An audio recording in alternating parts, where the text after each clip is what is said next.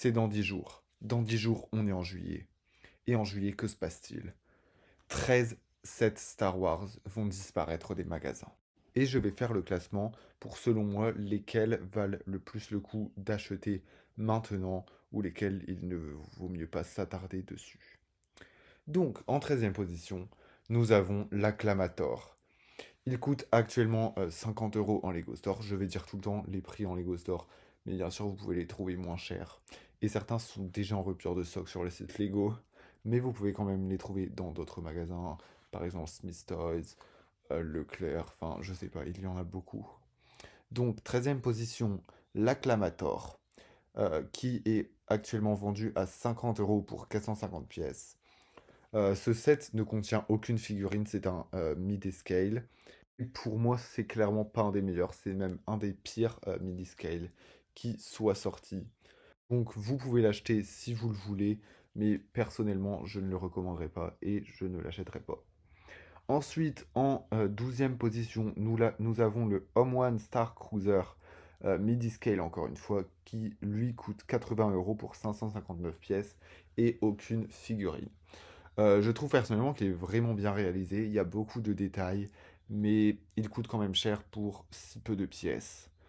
Il est un peu overpriced, surtout qu'il n'a aucune figurine.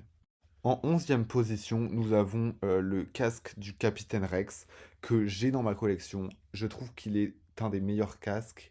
Honnêtement, parmi toute cette liste, c'est un des moins bons sets, car ce n'est pas un playset et que la gamme des casques m'intéresse beaucoup moins, même si en effet, il est vraiment pas mal. Et il coûte d'ailleurs 70 euros, ce que je n'ai pas dit avant. En 10e position, nous avons le Mandalorian N1 Starfighter pour 65 euros. Il inclut 4 mini-figurines, dont 2 qui sont gros goût et un petit droïde. Donc on ne compte pas vraiment ça. Donc 2 vraies figurines en soi. Et contient donc 412 pièces. Le set est un peu overpriced et selon moi j'aime bien ce vaisseau. J'aime bien l'UCS qui est sorti très récemment, je l'adore. Mais pour moi, ce playset est un peu raté au niveau des finitions surtout. Même si les deux moteurs sont vraiment bien réussis, le reste est un peu moyen. Donc personnellement, je ne le recommanderais pas vraiment. En 9e position, nous avons le Jedi Bob Starfighter à 40 euros et qui contient 65 pièces. Les figurines sont vraiment exclusives dans ce set car elles sont de la série Rebuild de Galaxy qui n'est pas forcément une série que j'ai regardée et que j'ai aimée. Euh, donc personnellement, ça m'intéresse pas vraiment. Même si honnêtement, le Starfighter est assez joli et assez gros. Mais sinon, voilà. En 7e position, nous avons le Jedi Interceptor d'Ahsoka qui coûte 45 euros et ne contient seulement 290 pièces et 3 figurines. Donc le set est vraiment overpriced, c'est pour ça que je l'ai mis si bas. Même si honnêtement, selon moi, il est très très bien. J'aime bien les figurines, celle d'Ahsoka, celle d'Anakin. Et le set est vraiment bien réalisé, mais il est beaucoup trop cher. Ensuite, j'ai longuement hésité pour la 7e et 8e position, pardon.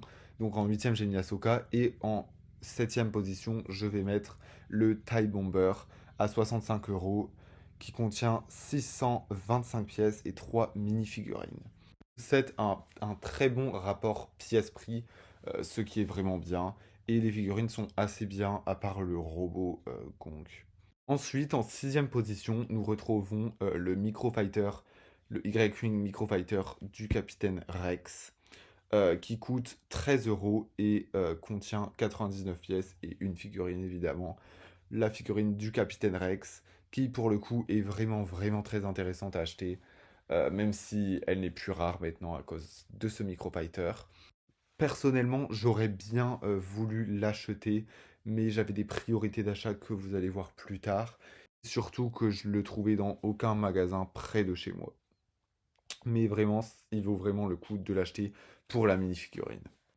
Ensuite, en 5e place, nous retrouvons le Superstar Destroyer Executor Midi Scale à 70 euros. Et il contient 630 pièces et bien sûr aucune figurine. Vraiment, ce mini-scale est l'un des plus beaux. Je le voulais vraiment, mais finalement, je n'ai pas pu l'acheter. Je n'ai pas eu le temps et les moyens pour acheter tout. Mais vraiment, c'est un des plus beaux midi-scale, beaucoup de détails et un véhicule bien sûr emblématique. Donc si vous le voulez, n'hésitez pas. Surtout que c'est une exclusivité, il me semble, une exclusivité Lego Store et Amazon. Mais si vous ne l'avez pas, n'hésitez pas et foncez. En quatrième position, nous retrouvons le Starfighter d'Obi-Wan Kenobi, vendu à 35 euros et qui contient 282 pièces et 3 mini-figurines, dont une figurine Kaminoen que je voulais vraiment. Enfin, moi, je veux vraiment l'Amasu Slave One de Jango Fett. Mais le Starfighter d'Obi-Wan Kenobi est vraiment bien, surtout que c'est l'un des sets qui s'est les plus vendus ces dernières années chez Lego. Donc honnêtement, c'est un vaisseau iconique et n'hésitez pas, foncez. Il n'est pas super cher en plus, donc n'hésitez pas. Ensuite, sur le podium, en troisième position, on retrouve un Battle Pack, le Battle Pack de l'embuscade sur Mandalore, qui contient 4 figurines exclusives en plus, que d'ailleurs je viens d'acheter, que j'ai trouvé un peu par chance, je vous l'avoue, et que je voulais vraiment depuis longtemps, et je le viens d'acheter, mais au prix fort, qui est d'ailleurs de 21 euros. C'est un de mes Battle Packs préférés de ces dernières années, car le build est vraiment bien, il représente un paysage, et les pièces peuvent être vraiment utiles si vous voulez faire une mock. Ensuite, en deuxième position, nous avons encore un Battle Pack.